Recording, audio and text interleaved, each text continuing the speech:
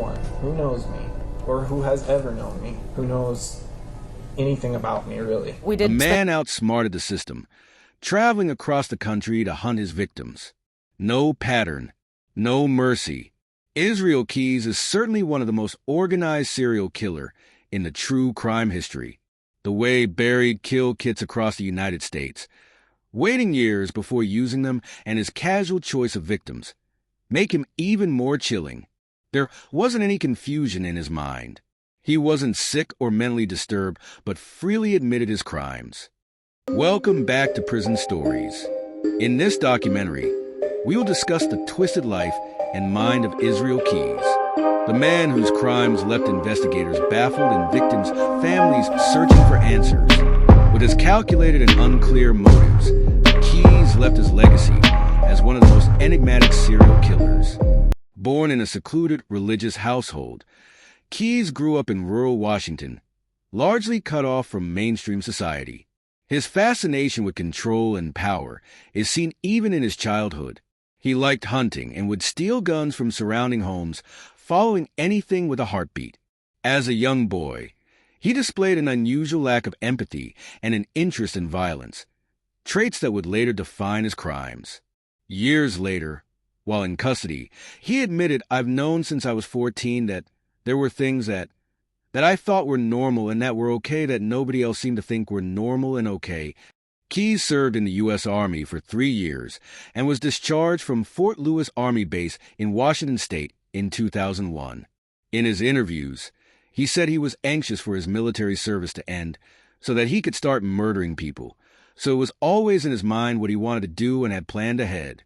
He moved to Alaska in 2007 and lived with his daughter and a girlfriend. He was well known in Anchorage as a good handyman. All the while, Keyes confessed in his interviews that he was two different people. Two different people, basically. Israel Keyes operated unlike most serial killers. What sets him apart was his meticulous planning. He created kill kits that he buried across the country, sometimes years before committing his murders. These kits contained tools like duct tape, guns, and disposal materials, ensuring he was always prepared.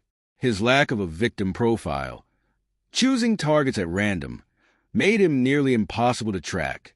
He deliberately traveled thousands of miles to commit his murders, often in areas far from his home in Alaska. This made it almost impossible to link his crimes to a single region or pattern. Keyes avoided impulsive decisions, planning every detail. He would study locations for weeks, ensuring they were remote and low risk for witnesses. His victims were randomly selected. His targets ranged across genders, ages, and appearances. This randomness added another layer of complexity for investigators trying to identify connections. What made him almost impossible to catch was his carefulness. He used cash for transactions, avoided social media, and often disabled or left his phone at home to ensure he couldn't be tracked electronically. After committing murders, Keyes would often return to his normal routine, showing no signs of stress or guilt. This ability to compartmentalize made him even more terrifying. Once Keyes had his victim, the killing itself was only one part of the ordeal. He would often take his victims to remote locations where he had already prepared for disposal. His kills were brutal, but what followed was equally chilling. Keyes didn't just leave bodies behind. He made sure to cover his tracks, often dismembering his victims and burying their remains in places that would make it incredibly difficult for investigators to find them. Israel Keyes is believed to have killed 11 people, of whom only Samantha Koenig and 2 others have been definitively identified. According to Keyes, his first planned attack took place in Oregon in 1997 or 1998. He abducted a teenage girl, then raped her. He intended to kill, but she somehow convinced him to let her leave. Interestingly, that was a sign of weakness for Keyes, as he said, "I wasn't violent enough. I made up my mind I was never going to let that happen again." He often waited to accost people in parks, cemeteries, or campgrounds. Just to satisfy his urge to kill, he flew to Chicago before driving to Essex, Vermont in June 2011, where he murdered Bill and Lorraine Currier. The couple was selected randomly as they fit Keyes' criteria of having no children, no dog, and a house with an attached garage. Keyes claimed he took at least 5 other lives, but never named these victims. Per his account, he killed 4 people in Washington state, a couple sometime between 2001 and 2005, as well as 2 separate victims in 2005 and 2006. Keyes also stated he murdered someone on the East Coast in 2009 and then left the body in New York State. The FBI is relatively confident that this victim was Deborah Feldman, a New Jersey resident who went missing in April 2009.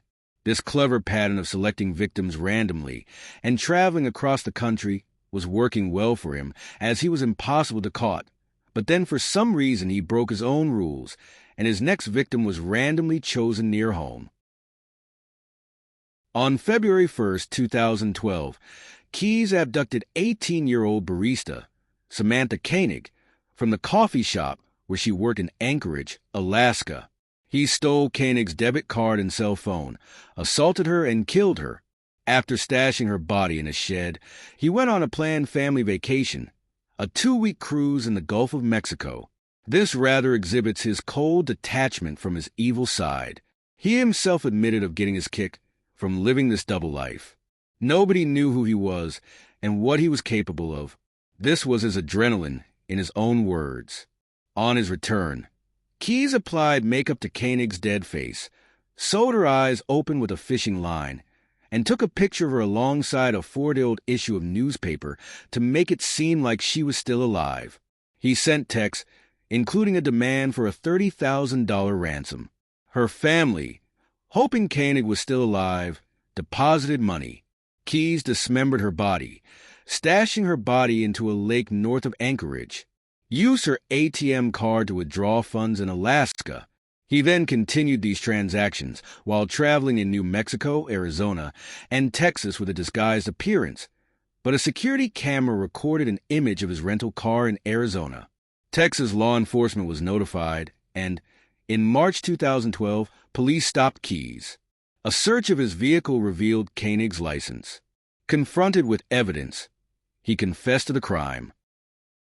Nobody still suspected anything but Koenig's disappearance on him, but in custody, Keyes shared details of his crime. He was the true definition of a serial killer. Initially, he revealed some details about his crimes with investigators, though he seemed to enjoy limiting the flow of information. He offered details about the courier killings in detail. However, he stopped cooperating after his identity was released, and he was discussed in the media. Rather than going to a trial, Keyes expressed his desire for a quick execution date, saying he dreaded languishing behind bars for years. Finally, even before his sentencing, he took his own life.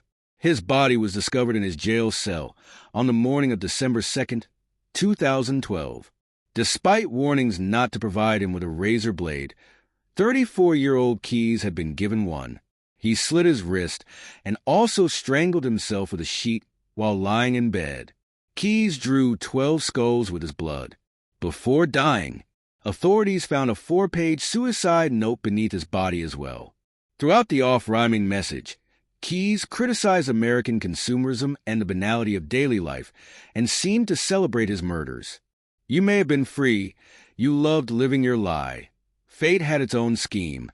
Crushed like a bug, you still die. Though initially Keyes revealed some information about himself, but later keep it all to himself. That's why we only know about 3 to 4 victims of him. He remained notably calm and composed while confessing his heinous crimes, even laughing at times. Keyes was meticulous, methodical, and cold, traits that allowed him to remain undetected for so long. He often seemed more focused on the mechanics of his killings than on the suffering of his victims. He held a bleak and nihilistic view of morality. When asked about his actions, he made it clear that he didn't adhere to the traditional moral codes that govern most people. In his mind, he was above such concepts. His willingness to kill without remorse, his tendency to target random victims, and his utter lack of empathy demonstrate his belief that he existed outside of societal rules. Keyes' need for control was evident in every aspect of his life, his crimes, and even his death. Keyes revealed just enough to keep investigators intrigued, but never enough to provide full closure.